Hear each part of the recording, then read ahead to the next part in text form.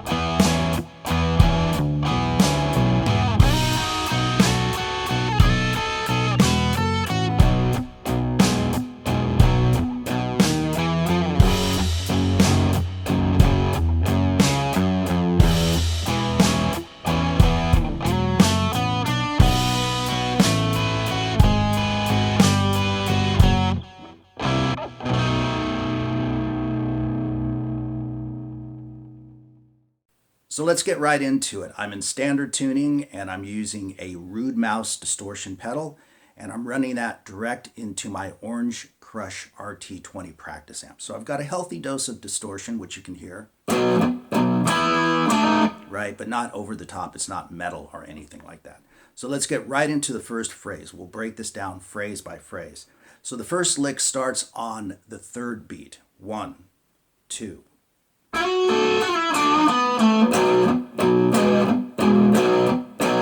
And I would consider that the very first phrase, okay? So you can see the tab on the screen, but let me lay that down for you nice and slow.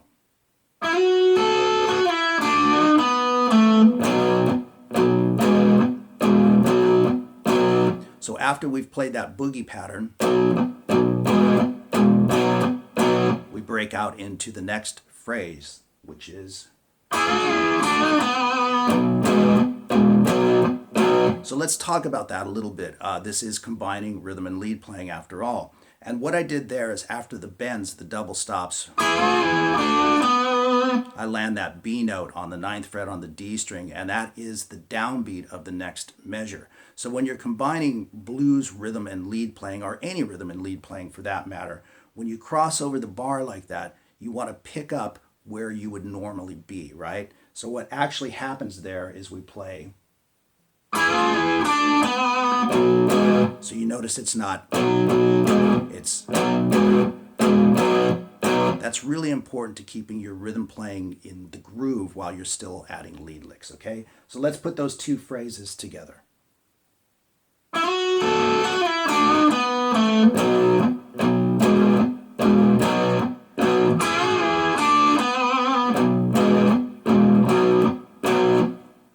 That's that, okay? So then we move to... So you can see that the boogie pattern following the lick is played the exact same way. It's a full pattern for lack of a better term, right?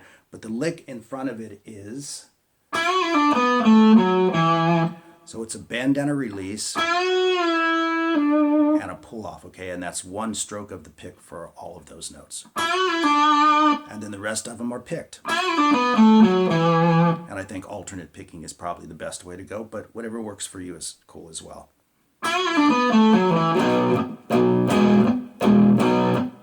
So now we have...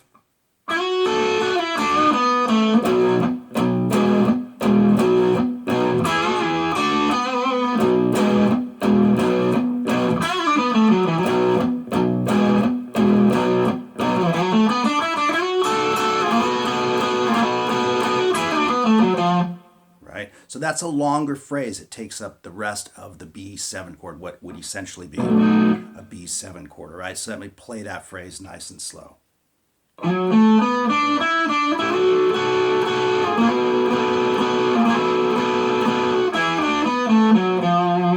So I'll talk a little bit about what's going on right there. It's just a lick, a pentatonic lick, of course. And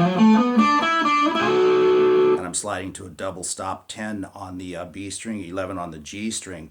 But once I land that double stop, I form a B7 chord. I bring the D string into it. So we have this. And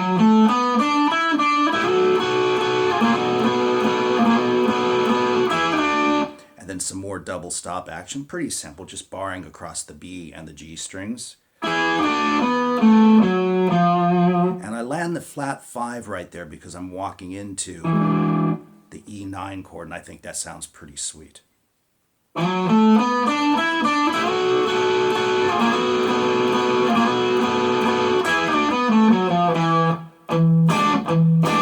we hit the E9 chord, okay? So what we have so far then is...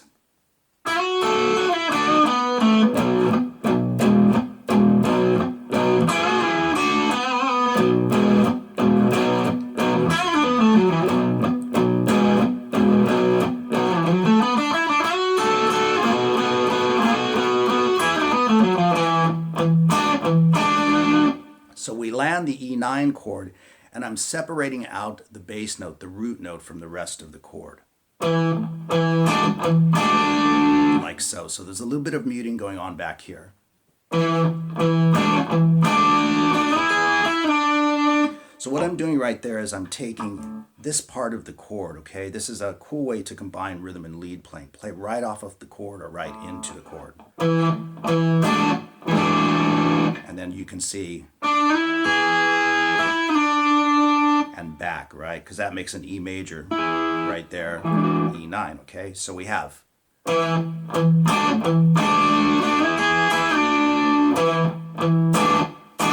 And on that second one, I just ride the bass note a couple of times and then hit the chord twice, okay? So from that E9 then, so far we have...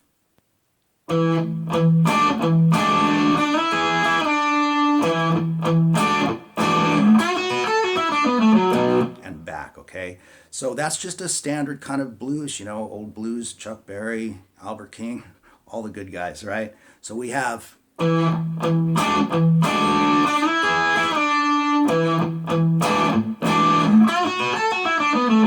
that's going to take us back to the B7 chord, or what essentially is the B7.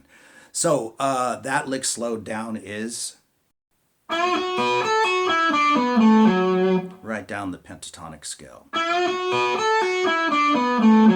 Right back to the B boogie, and we play. Right? And you've probably seen this in some of my other videos, or for those of you who have taken my blues rock guitar course, which I'll put in the description box below in case you want to check it out. I'm playing... right? Stonesy, all that stuff, right? So that phrase is... and we go right back to the boogie pattern. But that's all we're going to play. And then we walk this line. And that's going to take us to the F sharp 7 sharp 9 chord. So let me back up a little bit to that E9.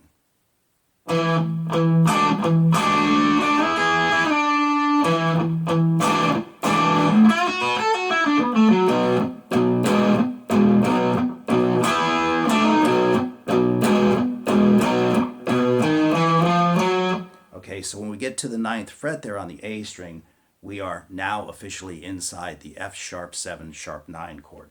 And we're doing what we did before, twice on the bass note, hit the chord twice, and then we're going to play a little phrase that takes us down to the E9. So we're going to play...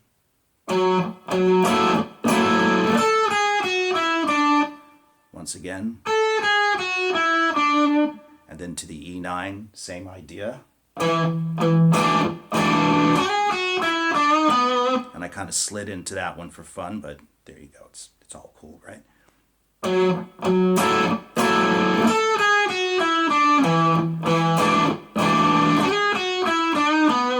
can see a little subtle use of bends and slides. But that just all gives it a nice flavor, if you will.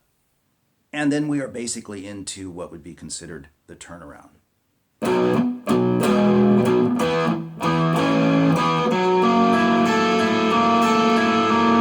So I just played the boogie pattern on B,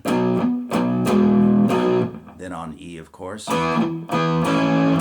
and then once again that F sharp 7, sharp 9, okay? And all I'm doing there is just arpeggiating the chord. Okay, so once again from that E9, if I'm not being too redundant, but just to make sure the pieces all make sense.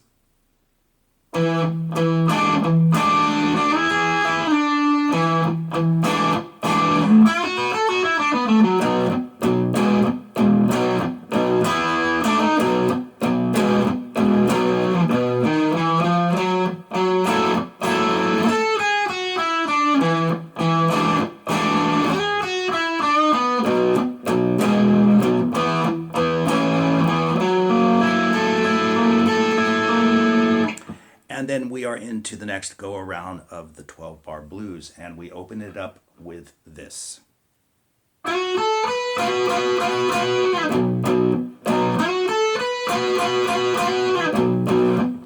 So let's talk about that a little bit. It's pretty easy to play, just adding some double stops with a hammer on.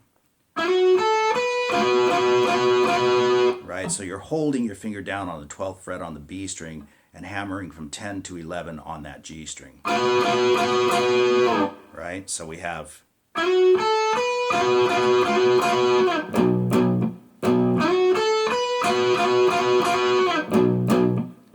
you notice all I'm playing on that B chord, that power chord, is 3 strokes, but right in the groove, in the pocket of it.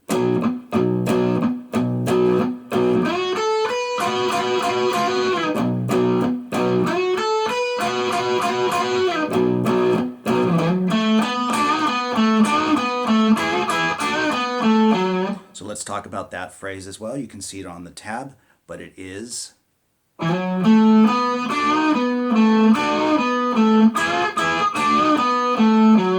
Once again, utilizing some double stops right there in the pentatonic shape. And then we have a pretty brisk run, all wrapped up inside the blues scale, minor pentatonic and blues.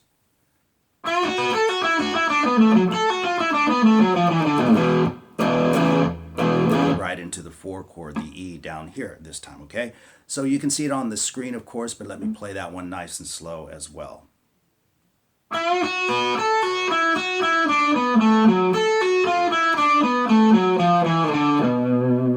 Okay, and that walks us into the 4 chord, as I just said, and what I'm doing there is just taking that boogie pattern down to an open E position, but I'm adding some bends to it just to give it a little bit of flavor.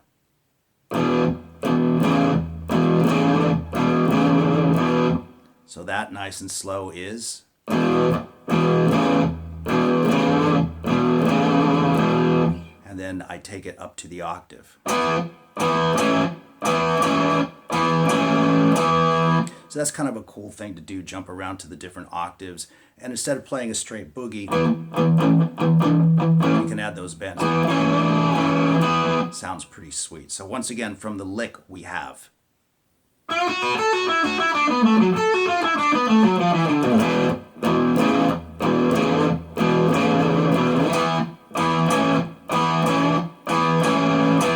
Okay, and then we move to the next phrase. Now this next phrase is a double stop riff or lick or pattern, right? And it's based on 2 inversions of a B7 chord. You don't have to necessarily get into that right now, but just to let you know that that's where they're coming from. Okay, and it is played like so.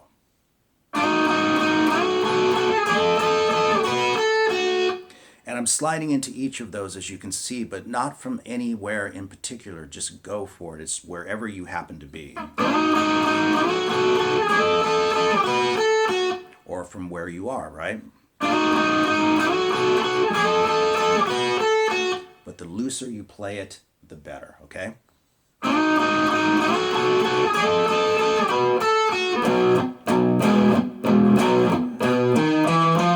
Now, when I went back to the B chord there, or when I went to the B boogie pattern, I should say, I played exactly what I played before earlier when we walked up to the F sharp 7 sharp 9.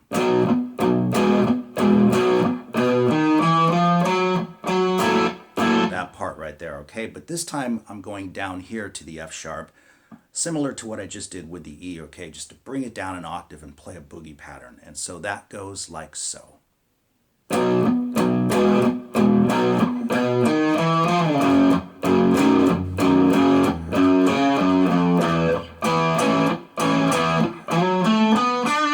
So let's talk about all of that nice and slow. Once we hit this F sharp chord, I'm playing.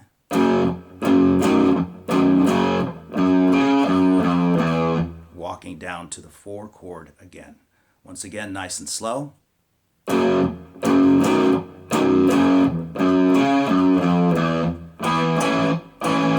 And again, picking up the boogie pattern where I left off, because that E string is the downbeat of that 4 chord. So you want to pick up inside that boogie pattern where you would normally be, okay?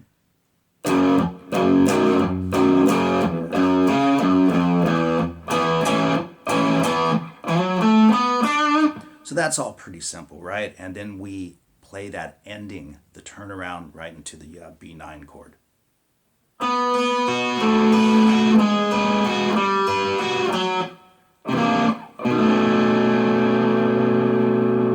Now you can finger that ending any way you choose, right? It doesn't really matter. That's just the way I choose to play it. But you can do it with different fingers, whatever suits you, whatever works for you, and whatever still sounds good, right?